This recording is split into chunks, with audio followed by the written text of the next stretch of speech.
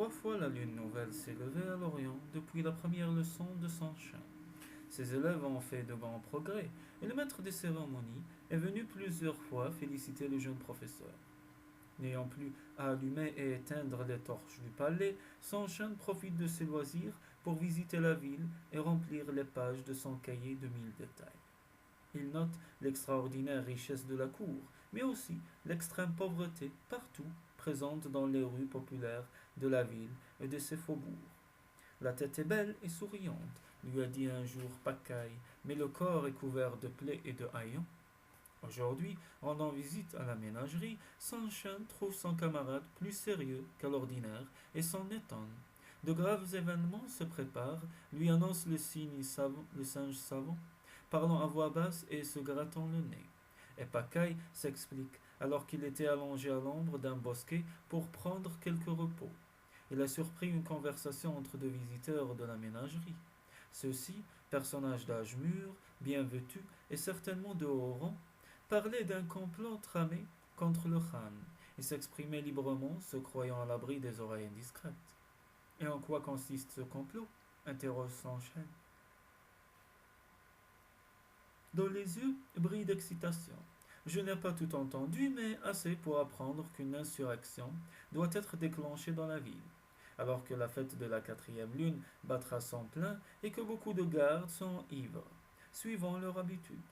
Et cela m'a donné une idée, poursuit Pacaille, rapprochant encore sa bouche de l'oreille de son camarade. Pendant un long moment, le singe savant expose le projet que la perspective de ce complot a fait germer dans sa tête. L'occasion, pense-t-il, sera idéale pour aider les singes captifs à fuir la ménagerie. Et il propose à Sunshine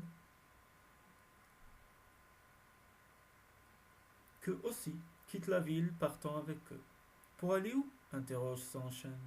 Dans les monts de cristal, une région pas très éloignée, que les singes de la ménagerie connaissent bien, car c'est là qu'ils ont été capturés. Le refuge sera des meilleurs. La région est accidentée et les gardes ne peuvent y pénétrer, car elle est entre les mains de chasseurs en rébellion contre le Khan. Nous pourrons y séjourner quelque temps en attendant de fuir plus loin. Ainsi, nous éviterons les combats qui vont faire rage à Corem et nous délivrerons les singes captifs. Pendant un long moment, les deux amis, animés par la même fièvre, discutent, envisageant avec soin les précautions à prendre, les préparatifs à faire d'ici la nuit de l'évasion. Au moment de quitter son camarade, Sunshine lui demande en plaisantant si les singes emporteront leurs éventails. Non, ils les laisseront, mais tu me donnes une idée. J'en emporterai un, on ne sait jamais. Il pourra nous servir.